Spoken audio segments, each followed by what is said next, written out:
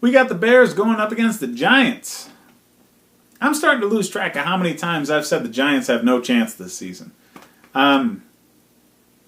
They did all right against the Eagles. I actually expected them to win last week because the Eagles were dragging themselves through the mud for a few weeks. But, yeah, the Eagles pulled it out. And it's because of the problems that the Giants have. Not because the Eagles were doing anything fantastic. The Giants have no depth. They have top-tier talent in a few positions. No depth. Their offensive line is shaky. Their quarterback has, I'm pretty sure his cleats are made out of cement. He can't move at all. And if he gets a shaky pocket, he has no chance to do well throwing the ball. He's a shadow of what he was when he was bringing this team to Super Bowls. So Eli really just needs to go. I'm hoping he retires at the end of the season because it's starting to look real bad. Odell Beckham Jr. and Saquon Barkley are fantastic, but they're not enough. They're just not enough.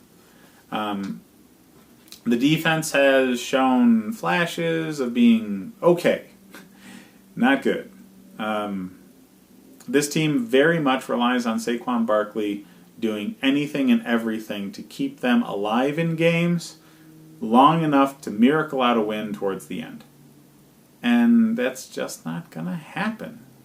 The Bears are fantastic. And their defense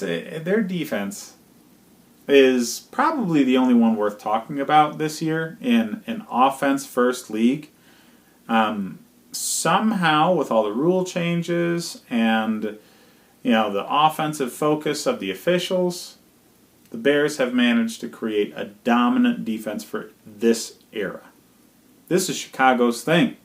They have the dominant defense of every era, except for the Ravens a few times, and the Broncos a couple years ago.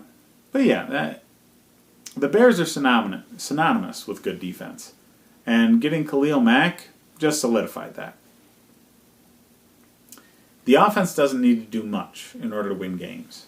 And, man, they're going to have a lot of opportunities against the Giants, though. So they're probably going to look a heck of a lot better than they have in most games this year.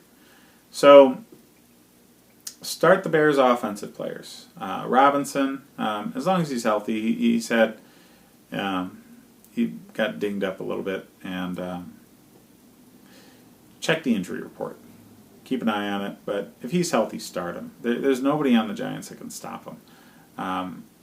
Both running backs in Howard and Tariq Cohen, they're just going to freak out against this Giants defense. Giants can't stop anybody, let alone somebody talented like Howard or Cohen. So, yeah, they're both going to do really well. Howard more than Cohen because they're not going to need a lot of throwing out of the backfield to do much. So I'd expect this to be a pounded up the gut kind of game, especially in the second half when they're leading by like 82 points. So, yeah, start the Bears defense. They're going to feast on Eli Manning. They're going to have a few picks. They're going to have some sacks. He's going to be on the turf most of the game. He's going to start thinking of that as home. So, yeah, start the Bears D. Howard is going to have himself a game. He's going to be a running back 1. Cohen's still going to be a running back 2 because the Giants are just that bad. And put Robinson in there as long as he's healthy. Keep an eye on the reports. As far as the Giants, Saquon Barkley, start him. You're dumb not to. And Odell Beckham Jr. is a wide receiver 2 almost every week just because of who he is. But yeah, ignore everything else because this isn't going to be close.